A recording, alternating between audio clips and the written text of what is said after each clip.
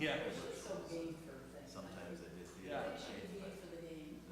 Yeah, me too. I sent her an email too. So she'll have a chance to see that.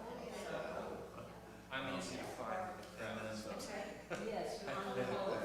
6 foot. Working for crazy. When we No wonder you do sleep so tall. the one that was on the window. Yeah. We're just taller than she is. Oh yeah. Yeah, she's I love that. a little bit taller than me. At least when we opened, there was 2 levels and there was staircases. It was beautiful. I think about 90% of the time, Yeah. I can be in any most likely be the tallest person. Most likely. I think I can count on one hand Oh, I the have amount of times I've actually spoken to someone who I have to. my mother's sisters. Yeah. Sister-in-law. Yeah, basketball. They're the Barons.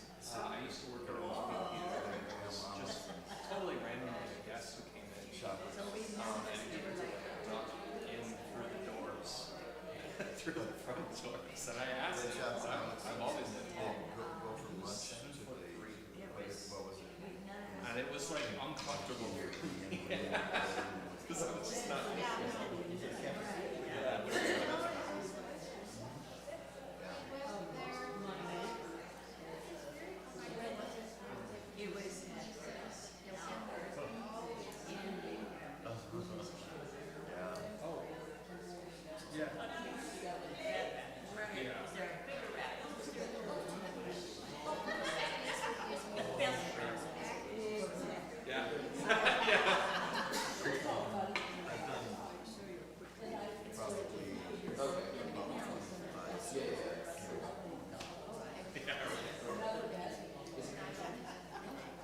You'd be surprised at how many I've been to houses with ceilings where the ceilings are only like 6'5". That's 2 to 3, 4 inches shorter than I am. So I have to I have to wear ceiling fans or wear the ceiling fans.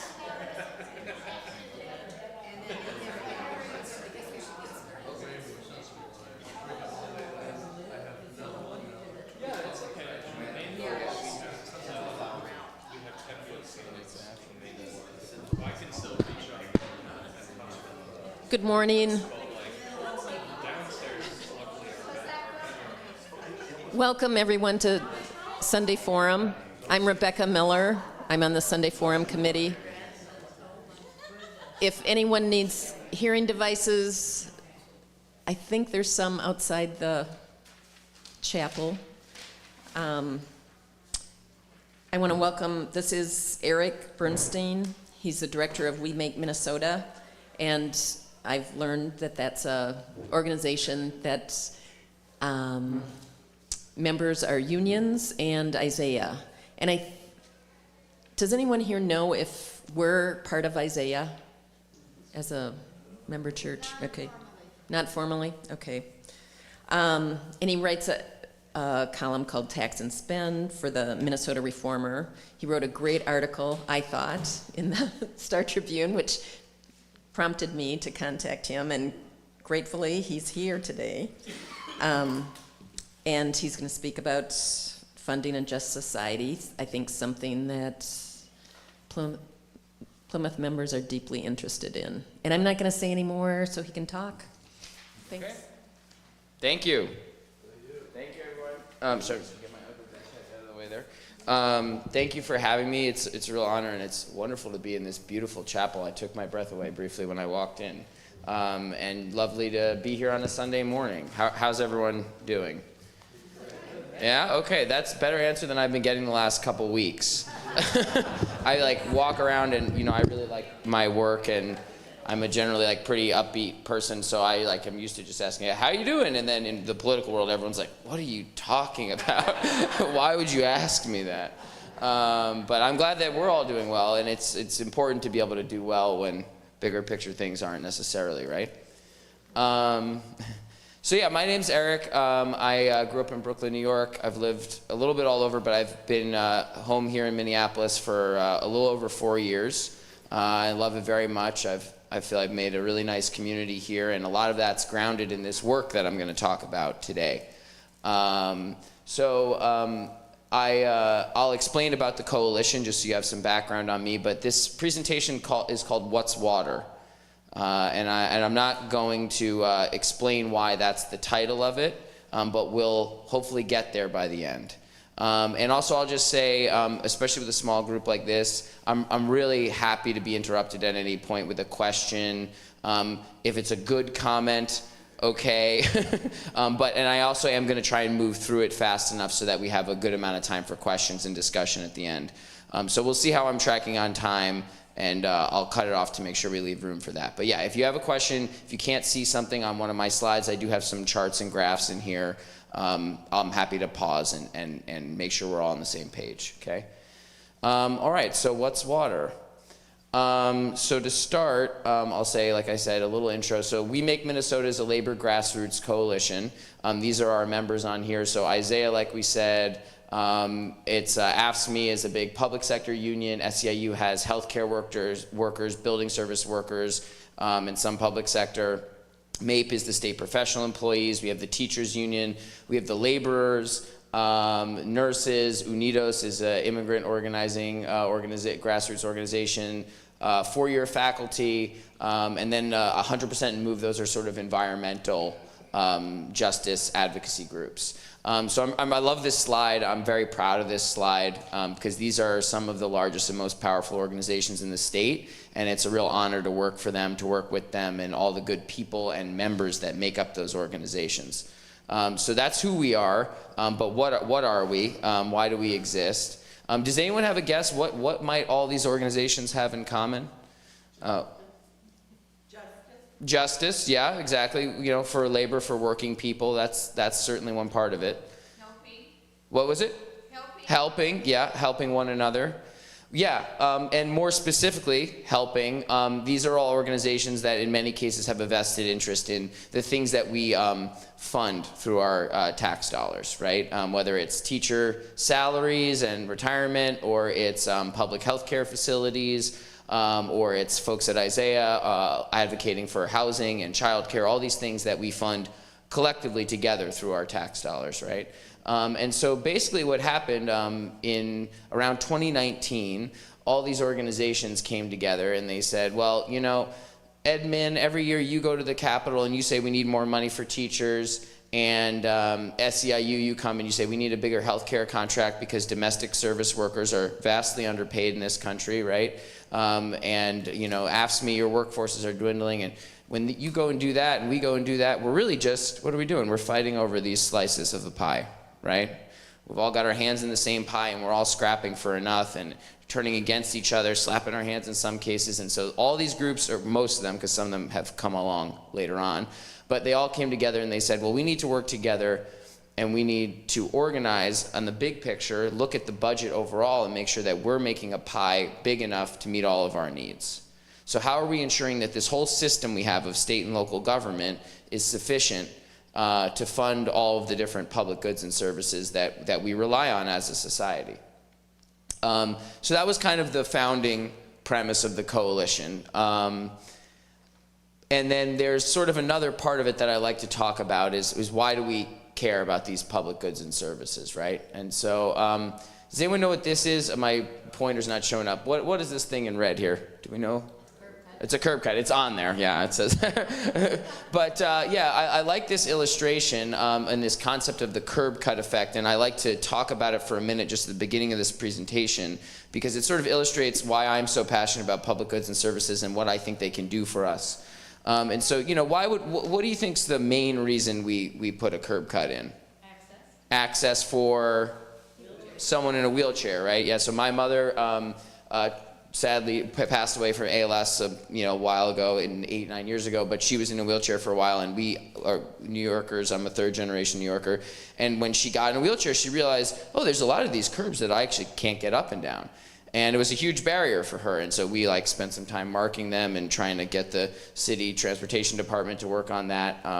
But the thing I love about this concept is that, so we make a curb cut probably for people in wheelchairs because they have the highest barrier to participation, right?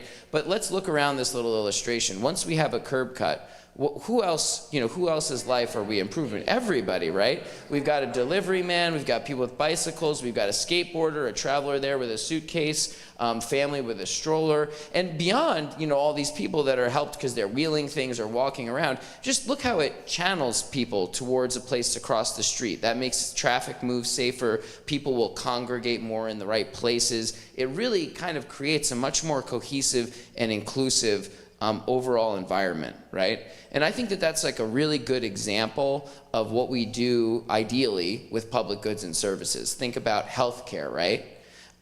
If we all have the healthcare that we need, we might all individually be in better health, and that's great. But beyond that, think about the strength of the economy that we have. Think about the quality of the society that we have. If people are generally in good health, they have more energy to give to their neighbors, to the world, to their families.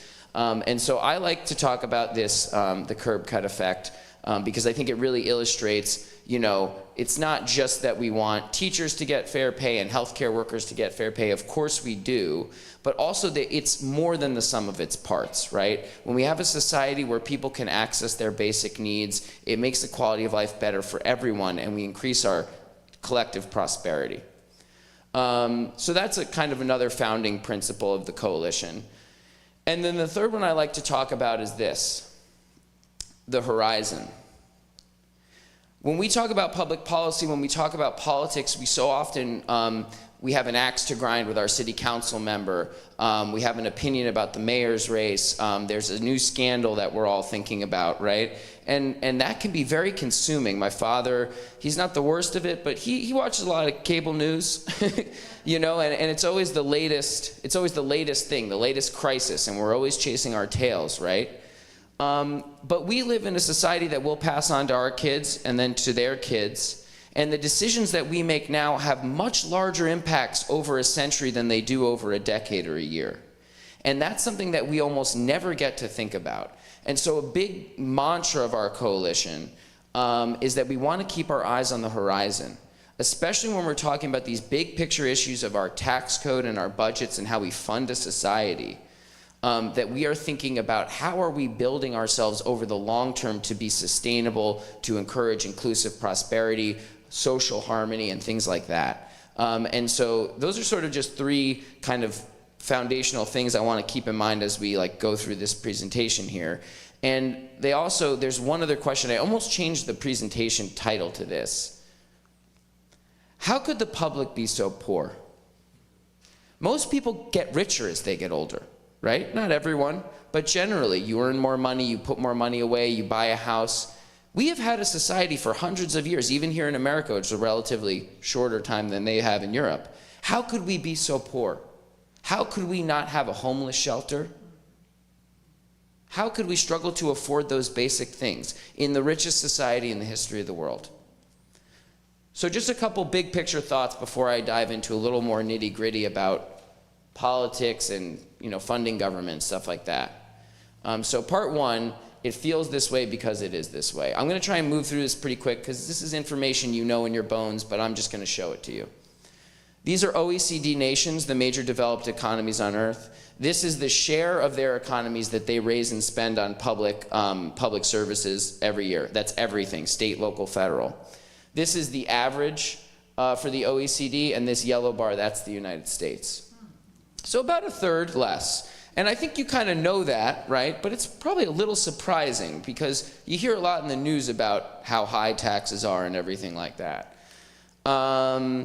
And so, a third, that's a lot less, right? If we were spending a third more, you could imagine teachers would be getting paid better. Yeah. Does the public good in that slide include the military? Excellent question. That's a very advanced question, and I have a different version of this slide where I cut out the military spending and I make some other adjustments because we have a privatized healthcare system. And so yes, to your point, it would be even more dramatic if it didn't. But this is just the straight numbers because, I'm Just, it's the basic information. But yes, and I have that slide somewhere. But yes, so this is, just to first, dipping our toes in. So about a third, that's a big difference, but it's not, completely off the rails, right? Here's how we got there over time. We're about average here in the late 60s and early 70s, and then something happens, which we'll talk about more, and we stagnate while the rest of the developed world, slowly sorts of increases its investment in the public well-being, right? Whether that's healthcare, housing, etc. I don't know exactly what slide is next. Okay, yes. And so we have, a pretty clear story here about income taxes and other taxes falling over time. It doesn't always look like you might think, but over time we lessen the share of our economy that we're taking in, and that's how we get this. We get this, the other countries, as they get richer, they get steadily wealthier as a public, and we have done a lot cutting taxes, mostly for the rich, but also for everybody, to sort of impoverish ourselves, to take money out of our collective pool and to put it into the private sector, and mostly to the top, funneling it mostly to the top. And so this is another chart. This is the chart we're going to spend the longest on because I think it's the most interesting. So now, and I'm sorry you can't read it, but I'll tell you everything. Don't worry. So this is total wealth, basically, total consumption on the bottom. So poorer countries here, richer countries here, right? And these are all the same countries. So Ireland, France, Denmark, Norway, Germany's right there, United Kingdom. And this is now here, the information that was on that first bar chart, how much of the public wealth, total wealth do we spend on public goods and services? That's this way. So higher spending, lower spending, poor and rich, right? And so this yellow line, who can tell me what does this yellow line signify? The relationship between total wealth and the proportion of public, the total economy that a country spends on public goods and services. So what would that yellow line indicate? Anyone want to guess? Right. So generally what it says is that as a country gets wealthier, they spend more. Not just more total, but actually share a higher proportion, spend a higher proportion on public goods and services. In other words, as they get richer, it's not like, oh, well, we're rich now, so that 5%, that's enough. It's saying, oh, we're richer now, and actually, we don't need necessarily as much money because there's really, really rich people. We can take more of that money and reinvest in our collective well-being. And so this yellow line is a trend line, and it tells us that that on average, developed nations invest more in collective well-being as they get richer, with one major exception. So that slide that I showed you at first was a setup for this point. Yes, we spend a third less, and that's less than other countries, but we are by far the richest nation on the face of the earth and in the history of the world, right? And yet we spend on public goods and services as if we were one of the poorest nations on earth, as if we had almost no money to give to collective needs because we were so strapped for our own needs, right? And so if we spent on the trend, on the international trend on public goods and services according to our wealth, we would be spending not a third more, but double what we spend now on public goods and services. On schools, on higher education, on housing, on infrastructure, on nice things like parks, right? Community centers. These things that, like I said, we are completely impoverished for as a society. Yeah. You know this, but I'll give you an example of Denmark. Fully paid college, graduate school, and with a stipend. Right. For now. Yeah. With a stipend as far as you want to go. They're the top. And so, I think this just sort of illustrates, and that's why I call this section, it feels this way because it is this way.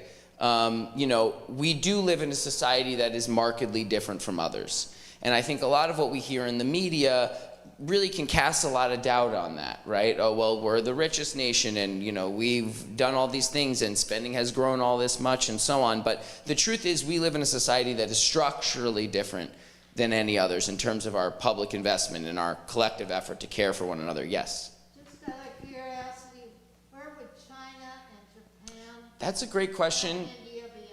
Japan is not on here, and Japan would be in this general mix. China's hard to get good data on, from my understanding. It's hard to really know. I would think that they would certainly very high on the public investment, but they direct a lot of their investment through the state, so it's a little bit an apples to oranges. But it's an interesting question. I'll look into it sometime. Yes. So when you talk about public spending, is that federal, state, is Yes. all levels? Yeah, federal, state, and local. Yep. At all levels. And so, there's a question of where does all this money go, right? And so here's a pretty typical story that I'm sure that you've seen before, but, you could tell this a million ways. But here in blue, you've got share of all families in poverty, and you've got incomes of the top 1%. And so, pretty steady poverty rates, even as we've gotten so much richer, but the money is going somewhere, and it's going to the top. And I mean, I think an even more compelling way of showing this would be the growth in billionaires, right? Because we do now have such excessive wealth at the top. We are, we don't have a ton of time, but a pause here for a second. Is that information surprising to you all? And is anyone, I would assume probably mostly not. I know it's also we have some selection bias in the room, as we would say in the biz. But yeah, does it make you feel any kind of way? Angry? I think that's probably the most common. That's how I feel. Sad. Yeah, increasingly I think I feel more sad about it than angry, actually, sometimes. I mean, the anger helps to motivate you, but it also does make you feel sad, right? For all the things that we've lost and all the hurt that we've introduced for no reason. Yeah. Scared. You may get to it, but I want to know where our trillions of dollars of debt is from. Where it's from. I'm not going to get to it, but I can say that essentially, we have cut taxes repeatedly, especially for rich people and corporations. Our spending grows as population ages. Our military spending, obviously, very high. The healthcare sector drives a lot of rising costs for public services, so Medicare and Medicaid. About I think 2/3 of the federal budget is entitlements, so it's Medicare, Medicaid, and Social Security. And then the rest of it is split between military and everything else. The military expenses have risen substantially, especially with wars of the last several decades, 2 decades, healthcare costs growing, and just our revenues not keeping up because we keep cutting our base, keep cutting rates for wealthy people. Okay, so this next section, I can already see we're way behind on time. So let me think. I'll start. Okay, well, this is a little fun cartoon. So in the first little panel here, you've got teacher fish, and she says, "Morning, kids, how's the water?" And the kids keep swimming along. And then kid 1 turns to kid 2, and he says, "What the hell is water?" Oh. So what's water, right? That's the name of the presentation. So I'm just going to pause that there, and then I'm going to ask, who knows what this is depicting? Boston Tea Party. And what do you remember hearing or learning, or what do you know about the Boston Tea Party? No tax without representation. And so what's the story that we're generally told, right? Would you agree the revolutionaries, they were mad at the British, right? The British taxed their tea, and they said, to hell with that, we don't want to pay these taxes, and we're dumping this tea in the harbor, right? And I'd say that's pretty much how most Americans remember the Boston Tea Party, right? But that's actually not the story of the Boston Tea Party. The Stamp Act, which that created basically this entire kerfluffle, wasn't actually a new tax on tea. It was actually a tax break for tea that was sold by the East India Trading Company specifically. So there were taxes on all teas at that time, but then Britain, to bail out the East India Trading Company from a debt position it was in, said, we're going to grant you a special tax break for your tea that you sell in the colonies so that you can sell more tea in the colonies and, rescue yourselves financially. And that is actually what incensed the colonists. that the British government was making these parliamentary decisions that was granting an unfair advantage to one of the original multinational corporations. Sound familiar? And so that is what inspired them, and actually they dressed as Native Americans, which you can kind of see depicted here, but some of them are not, to do this act of civil disobedience and to dump this tea in the harbor. But there was another part of their demands, and you did say it, but I do think it gets de-emphasized when we tell this story, which is that it wasn't just no taxation, right? It was no taxation without representation. And that was really a very big part of it. It wasn't that they didn't want to pay taxes, it's that they didn't want to pay taxes to a government that they had no say in directing. No taxation without representation. And I think that this line, the close association of a desire for a fair tax code and for representative democracy, is actually a really strong through line through American history. And so I'm going to try and go through these quickly, but you have several uprisings in the post-Revolutionary War phase. Shays' Rebellion and the Whiskey Rebellion are two prominent examples, where basically farmers were upset with the tax policies that elites were passing and the way they were being impacted and their inability to have a democratic say in those processes. And the Shays' Rebellion was actually probably the most dramatic example of that, because they had these farmer uprisings, and the farmers, they would burn down the house of the tax collector, they would refuse to pay taxes, they were, it was causing a lot of unrest, and we were a young country, right? So this really freaked out the founding fathers. They worried about the strength of the centralized federal government, and what they really didn't like in particular was all of these farmers having a say in the system of taxes and public spending, because they had created this new country, but they didn't want the people to be able to decide how much of their land they got to tax. That wasn't what they meant when they said democracy.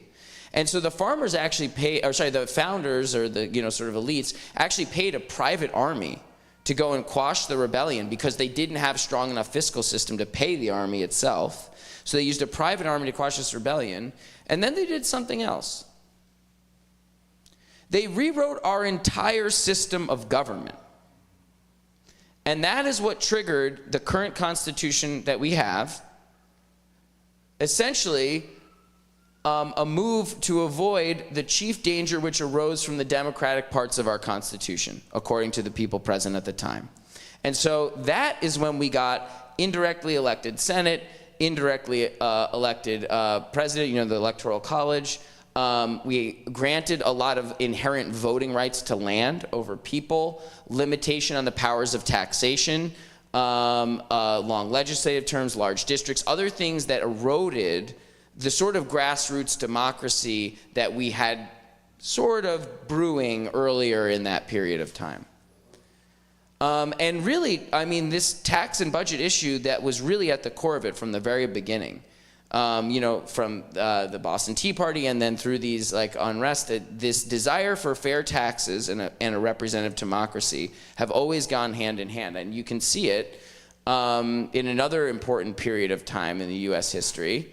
We'll come back to this guy in a second, but we're all familiar with the Golden Age, and obviously we all know it wasn't really the Golden Age because we had redlining and we had a lot of discrimination, but there was a time in U.S. history where union membership was up, where wages for the middle class were up, where we were starting to, home ownership was spreading, and there was a lot of hopeful industry, and people were getting pulled into the workforce, and we were sort of building this new society. And a couple decades later, we had increasing civil rights movement. There was this period of time in American history where you could argue we were on a pretty different trajectory, right? Not so much unlike that early revolutionary times when there was this real robust democracy like Alexis de Tocqueville wrote about and things like that. But I think we see a similar pattern then, and so we come back to Reagan. And Reagan and his allies, who were a lot of academics and business people, they got together and they said, this union thing is killing us. We're losing left and right. Our wages are having to rise. They were threatened by this collective power that they saw brewing. And so there was this thing written called the Powell Memo by Lewis Powell, who was who went on to be a Supreme Court justice. And basically, he called for a coordinated attack by the chambers of commerce, by industry, on a wide range of pillars of what was then, this democratic culture and this sort of egalitarian instinct that was, sort of ascendant in the U.S., or at least strong in the U.S. And, specifically said it can't just be corporations. We have to work together. We have to build organizations and coalitions and, harness our real power. We need to hit college campuses. That was a major focus, to create, a new sort of shared analysis about the world and how it worked. That was, include everything from textbooks to public speakers, paid advertisements, investing in television programs that sort of, shared these different values, focused on the importance of private sector growth and corporations and the power of the economy. And on. There's a million different facets of this, but for decades, we have this coordinated attack on these egalitarian principles, all building towards this new economic dogma. And so let's talk about that new economic dogma. The most important thing, the best way to improve human welfare is through economic growth. What else is there, right? Public officials are the corrupt elite, right? Not those rich people behind the curtain, right? But those public officials, the government is corrupt. Even in our recent cases of fraud, right? Everyone keeps, like, the Republicans, they keep kind of saying, like, I shouldn't say the Republicans, but, the people who are talking about it a lot of what they say is, like, the government is, like, as if the government's doing the fraud, right? Only private wealth can solve public problems. And I really think these last two are really important. Collective solutions will fail or even worsen the problem. There's actually this whole book called The Rhetoric of Reaction, that outlines these like 3 principles, which is basically just that, like, anything you try to do will come back to bite you. Anything that you try to do will fail, and I don't know, there's a third one, but they're basically all that notion of, just like you hear, if you raise the minimum wage, you're actually going to end up killing a lot of businesses, and everyone will be worse off, right? If the public sector builds more housing, then the private sector will stop building housing, and then you'll have less housing. Anything we do will fail. That's part of this whole new dogma that we learned here in the 70s. And of course, helping those in need will only create public dependence. Does that sound familiar? Yes. Does that sound a little bit like something that's so much all around us that we can barely even identify it? And of course, there's a racial angle to this, right?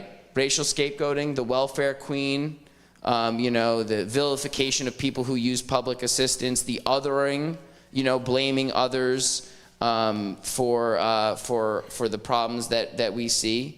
Dividing us. Immigrants. Yep, immigrants right now. This is, I have more slides on all this, and there's a whole Civil War piece that we only have so much time today, but this is another very important pattern that we see throughout history. But I want to talk about this idea of starve the beast, which comes out of this Reagan revolution of all this, what I would call neoliberal thinking, that puts markets and the private sector above all other human needs. And I would say that they have a pretty clever strategy they call starve the beast. And basically, they're not saying, well, we're conservatives, and there's public programs we disagree with that we want to cut. Their theory is you just cut off the spigot as much as you can, and let things devolve as they will. So it's not like we don't think the government should do this or that. It's actually just cut off the supply of funding to the government at every turn possible, and that will accomplish our goal. And I think they're right about that. It was kind of a brilliant strategy. It is kind of a brilliant strategy. And so this is the little illustration I've developed. It's so you define something, right? And then what happens when you define something? Well, it starts to function worse, right? So you get dysfunction. And then if you're sending your kids to a public school or you're visiting a hospital and it's dysfunctional, well, how would you feel about that institution, right? Probably pretty distrustful, long waits at the DMV, whatever. You don't like it. And so what happens when you go to the ballot box? Well, all of a sudden you're saying, well, I don't want us to support these failing public systems anymore. Dang it. So then what do we get? More defunding. And this works for them because their goal is enhanced and fed by the chaos that it creates and the dysfunction that it creates, right? And they can do it without any concern for consequences because the consequences are good for their argument. Maddening. Yes? And yet, in countries where they pay the highest taxes, studies have shown that people are happier. Yes. Denmark's the happiest. Happier and in a lot of cases more trustful. I would say that this is the water that we're swimming in, right? We're caught in this. And right now in Minnesota and Minneapolis, we're caught in this loop, right? All of this talk about fraud and waste, most of that talk comes because we have actually devolved functions of government to the private sector. So now our core public services are not controlled by democratically appointed or elected officials, but by the experts in the private sector. Sometimes it's a private consulting firm. Sometimes it's a healthcare insurer, right? And so now our public needs are profit centers. And when that system frustrates us, we think it's the government's fault. When in reality, we've gotten here from decades of attacks on the legitimacy of a government that performs public services and the usefulness of a government that performs public services. And so this is, I think, a lot of what we're up against. And it's a tricky one, right? Because you've got to fix some public systems. You've got to change people's attitudes. We've got to figure out how to do things effectively that we haven't been done. I'll talk about feeding our future for a second. Feeding our future was actually the overseer of the nutrition programs. So we didn't just say, well, the government doesn't know how to feed people, so we'll give money to private organizations to do it. But they said, the government doesn't even how to know if we are feeding people, so we'll give that responsibility to someone who will give the money to someone who will feed people, and then we'll trust them to tell us that we're feeding people. We never even considered, could we just feed people through school cafeterias, right? Through any kind of public thing. Think about when we all got our vaccinations. You know, we called in the National Guard because we didn't have a healthcare infrastructure, really, that we could dependably scale up to deliver this life-saving, like, universal need. So through decades of this whole cycle, we have really weakened our ability to care for one another, just like, you know, logistically to care for one another. And it's very concerning. Not to say that nonprofits don't have a role, private companies will always be paid to perform certain public services, of course, but we've taken this very far. And I think it's had a real effect on our trust in one another, our faith in public institutions. And so all of this culminates in a Democrat here announcing in the 90s that the era of big government is over. Not that our government was particularly big at that point, but it was over. And I'd say that we had a pretty good example of how much water we are swimming in the last presidential election. Here's some tweets from our president. And on the other hand, here's some policies from his opponent. Top of the list, cut taxes. That's what we need, right? We need tax cuts.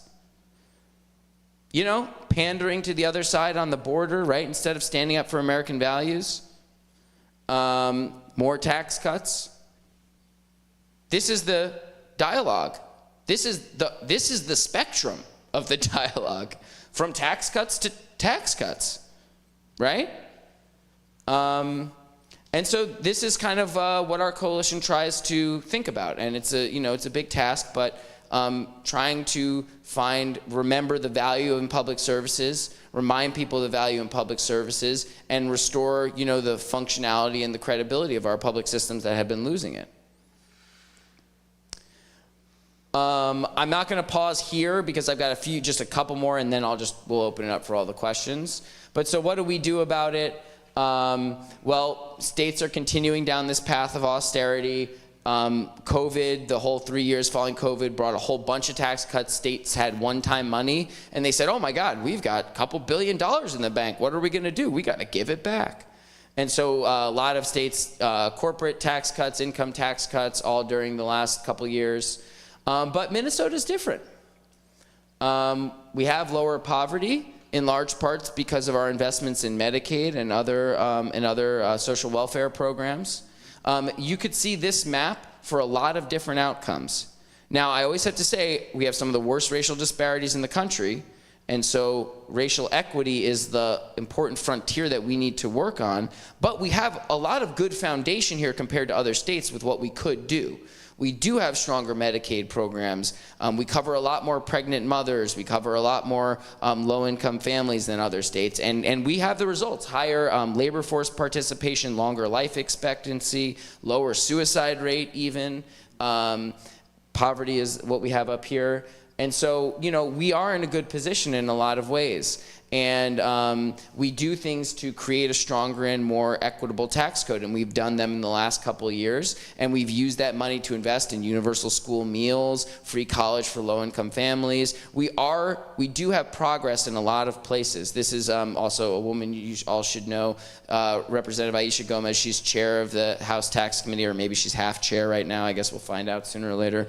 But she's a close ally of ours, and she's a wonderful person. She's one of the most powerful elected officials in the country, in my opinion, and she's done incredible things. And that's Ann Rest. And if anyone is her constituent, Ann Rest's constituent, please let's talk after, because I need your help.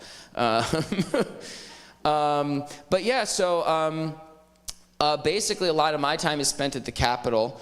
Increasingly, I'm trying to learn more about local government as well. But we fight on a lot of different state tax and budget issues and try and support our investments in these essential programs. And we've had some success, so I like to put this up. Not that we claim credit for any of this, but we were involved in some of it.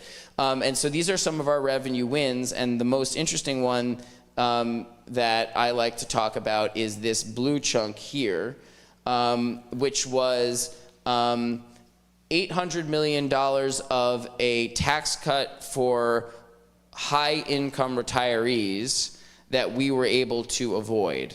We still did a sizable tax cut for Social Security recipients in 2023, but instead of about $1.5 billion, we ended up doing about $700 million.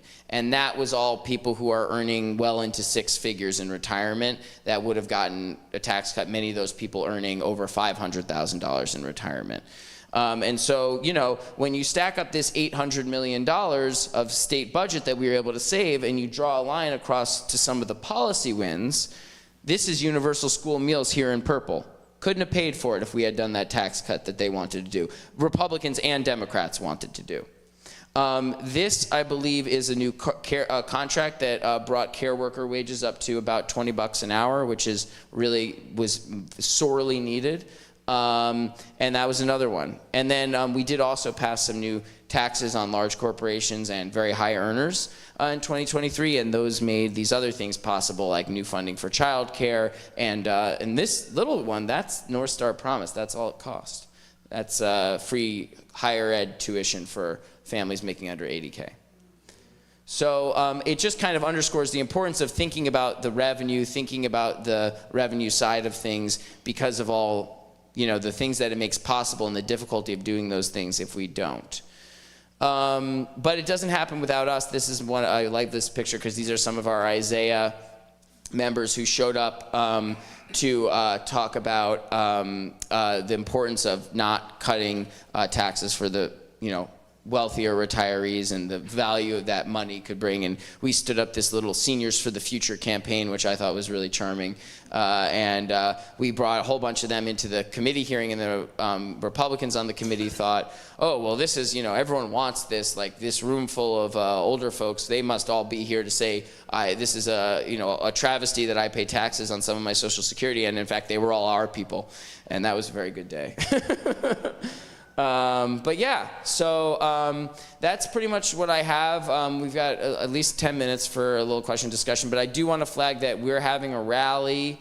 All of our groups will be there, and you're all invited to attend. There's flyers over there by the door. We'll be at the state capitol 3:30 on the 18th, and the idea is just to show solidarity for public sector workers, public institutions. I think the easiest way to say it is that famous Minnesotan catchphrase, we all do better when we all do better, right? And also to talk about how Trump's attacks on federal government programs, impacts us here at the state, and that now more than ever we need our state legislators to stand up for a fair tax code and the basic public investments that enable us all to live in a prosperous, functional society. So I wanted to plug that, and then I do have some other thoughts. Rebecca thought ideas of how to get active if you're interested in that. Always contacting your representatives, especially if you live in suburban districts that are like less blue. Not that that's always, but especially a lot of those suburban legislators, they're generally aligned on some issues, but the tax stuff and the bigger picture thing is something that we're really trying to create a different sort of political awareness about. And so always helpful to have people involved in those suburban districts especially. So that's it. That's all I got. So questions, comments, discussion. Thank you. Yeah. Yeah. Just real quick, my question is, Minnesota, contributes to the federal government, and we, as a state, we may not agree with what the federal government is doing. So are we feeding the beast, I guess, if we try and, can we withhold federal dollars contributing to the federal funds? First, that's one question, and are we feeding the beast by doing that? Yeah, the short answer is to some extent. And I think about it a lot because we have this concept of fiscal capacity. So it's like, we only have so much money as the people, taxpayers who fund government. We can't tax ourselves into poverty. No one wants that. But a lot of our dollars do go to the federal government, and we don't necessarily always feel good about the value we get for those dollars. I think it's a challenge in my job because people will have all these complaints about the taxes they pay and certain things about their income and whatever. And I was like, okay, but that's the federal government. You're only paying this much to the state government, and think about all the things that the state government has to do. It's schools, it's roads, it's half of our healthcare expenditures, it's police and fire and all these different things. And so it's a good question. It's a challenge for sure. I do think we don't have an option of not paying federal taxes, but I think part of my job is looking at changes that they make at the federal level and trying to make more effective arguments for how we can pick up the slack here in the States. So like, for example, if Trump cuts taxes again for the rich again, I think that will certainly increase our coalition's energy on new taxes for the rich. Because if they're going to keep cutting them, and then thus cutting the revenue we're getting back into the state for Medicaid or for infrastructure or whatever, we have to make ourselves whole. And I do think that there's a real possibility that in our lifetimes, more and more social programs will shift onto the states as the federal government becomes increasingly dysfunctional, frankly. I didn't get into it, but we are running substantial deficits every year and thus getting deeper and deeper into debt. And so there's a level of dysfunction, fiscal dysfunction at the federal government that the state will have to deal with. So it's not exactly, we'll stop paying the federal government taxes, but there is a two-way street there. Yeah. Will you hand a mic so that the live stream can, thank you. Is this one on? Is this one on?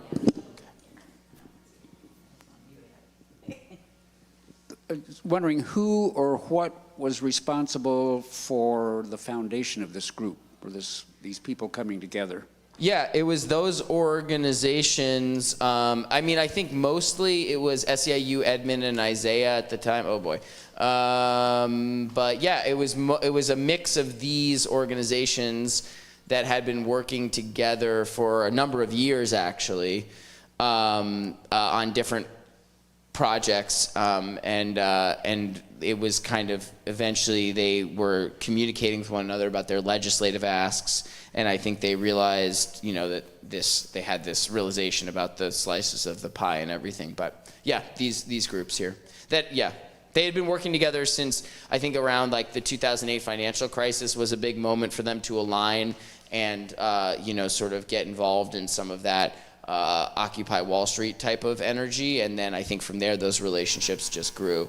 And so it's a real honor, and it makes my job a lot easier that I came in and they all knew each other very well, and so I was able to start building relationships, but like they all had lots of ways of working together for years and years that makes us, I think, as a coalition more effective. Is that? Yes.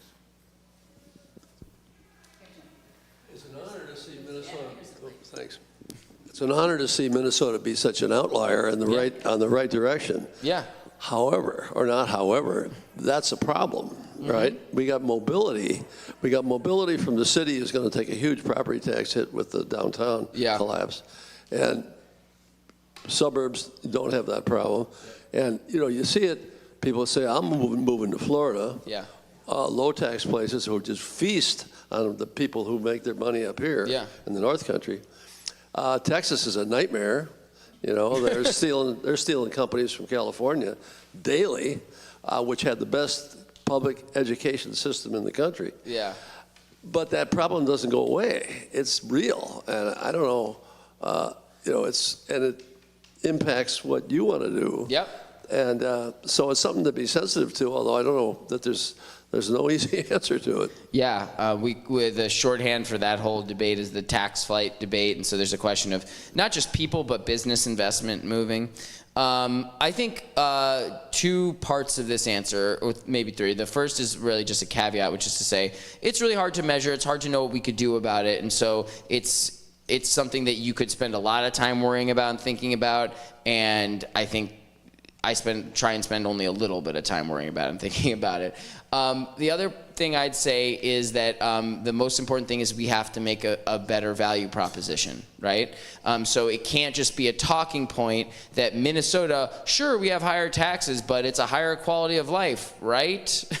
We have to actually prove that, and I think that there is a messaging and almost a marketing element of that, not in terms of convincing, not just marketing in the policy. So North Star Promise is a great example. I think that's a really tangible thing, that if we could extend free tuition at public universities, not just to low-income families, but actually to all families, we know that people who come and go to college here often stay here. And so there's ways we can push against some people, wealthier people will leave and they'll go to Florida to retire and avoid the income tax or whatever. But we have to think about who are the people that we're drawing in and how are we doing that. And I think policies like, affordable college, affordable child care, universal school meals, these things do improve the quality of life, right? And one more thing on that side is the built environment. I think we don't think nearly enough about the built environment. And we do have great parks here, but I think we need to take that further. I think our cities need to be more beautiful and pedestrian friendly and more socially cohesive. And I think there's a lot we can do with our collective wealth to make Minnesota a more appealing place. But we have to really do it. We have to deliver on it. It can't just be this idea that we have, but Minnesota high taxes, but it's great to live here. It actually has to function better. If you have more questions, you're welcome to stay.